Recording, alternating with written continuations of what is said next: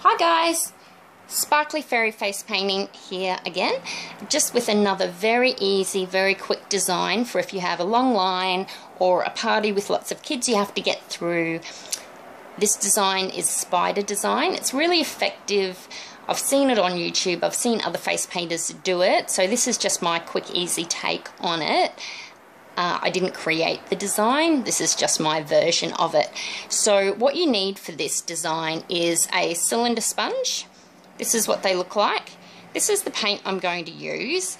I've already tried to make this video twice, 2 fails so far. Once I had the video around the wrong way, so I was filming the ceiling, so we won't get into that. The other time the video just stopped, so hopefully third time lucky. So this is the colour I'm going to use today. I think it's a global, I think it's called Mexico. I could be wrong on that. I do make a lot of my own colours. This one the boys do tend to love. You can use this cake for flames and snakes as well. So you don't always have to use a one stroke for this. You can actually get your cylinder and you can put any colours you want. You can start with your regular, put whatever, green, then you can move around, put yellow, you can move around, put white, and you can have 3 colours on there. The main thing is to have at least 2 colours so that they blend as you press and turn. So here we go. So I'm going to give my sponge a little refresh with a little water from a distance so it's not too wet. A little bit of paint, a little bit of water rather in the paint, and a lot of squidging backwards and forwards to get your sponge nicely loaded. Now before I go to any job, I always get my sponges and I run them under water, squeeze the water through, and then I squeeze the whole sponge out in a towel so they're just a little bit damp through, not dripping wet. So there you go, there's the colour on your sponge, and I would go the yellow towards the top or the bottom, try not to do it sideways. Okay, so pressing it down and giving it a little bit of a twist backwards and forwards, that's what blends it. You can see there's a little bit of a gap in the middle, so you could give it another bit of a press and another bit of a spin, and that's a bit better. So then I would put a little bit of gold on that. So then using your round brushes, these are my favourite brushes. They're not face painting brushes per se, they are Taklon brushes, which is what you need for face painting, and these are Roy Mac. They're actually artists' brushes. You can get them from the Art Shed or Kesley's. They have a point and they're round. This is the number 6. I don't know what that is, I think that's a 0.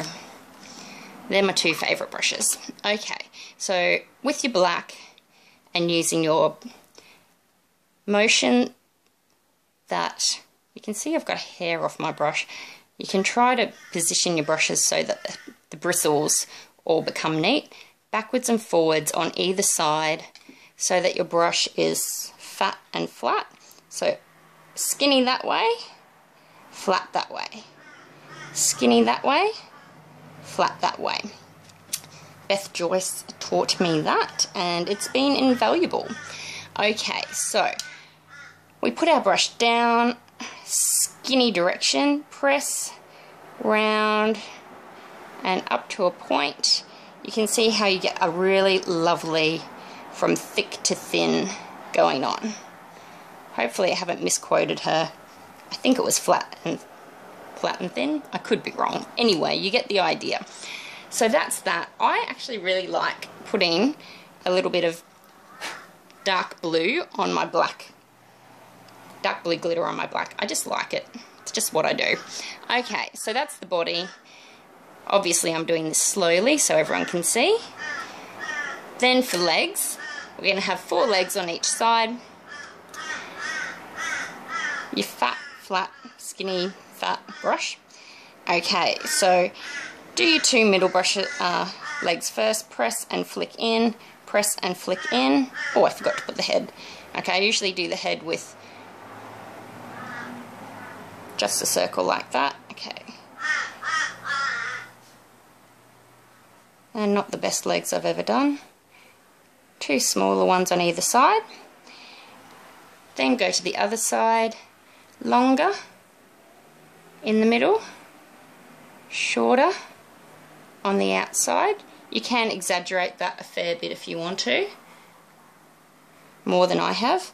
And then to make your, I might even those up a bit, they're a bit uneven. Okay, so then to make your other part of the leg from the knee or the elbow, make a nice spindly leg, press down and flick out, and load in your brush by flipping it over, and having your fat and flat will help with this. Put it skinny side, press it, that will make it fat. As you flick it and lift it, that will make it thin.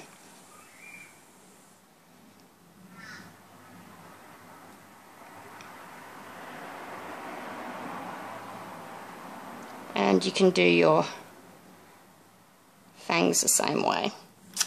Well, that's a bit dodgy, but anyway, for third attempt, I'm not going to try again. That'll just have to do. Okay, so I also usually do a web, and you can do your web in the same way, where you press and flick it in. Now, it doesn't matter if they don't join in the middle. An indication is better than a dodgy join. And if you do your press and flick, you can get quite a nice fine look to your web. A little bit of glitter. You can do dark blue, you can do silver, you can do none if you like. Okay, so we also need joins in our web. So again, it's better to have a nice, neat, fine indication than joins that are thick and chunky and messy. So that's the basics of our spider. Now, just to make it look that little bit better, hopefully I've actually got the web in. I may not have. I guess we will see. You might have missed that. Alright. So doing some finer details now with some white and a finer brush. I would normally put a few, well, 8 eyes preferably, and press and flick around for your, making a mess of this, for a bit of a shine on the body. I do the same on the legs and the web if you have time. So just a bit of a flick down either side,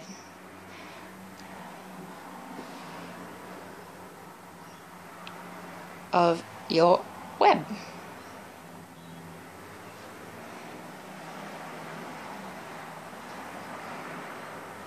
And with the legs, same thing, just a bit of a highlight. And it's amazing how it can actually neaten up a bit of a dodgy design, which out of the 3 spiders I've done today, this is definitely the messiest and the worst, and a little bit up there. So hopefully that is in the picture. I might move it over here just in case, and hopefully that's worked. So don't like that.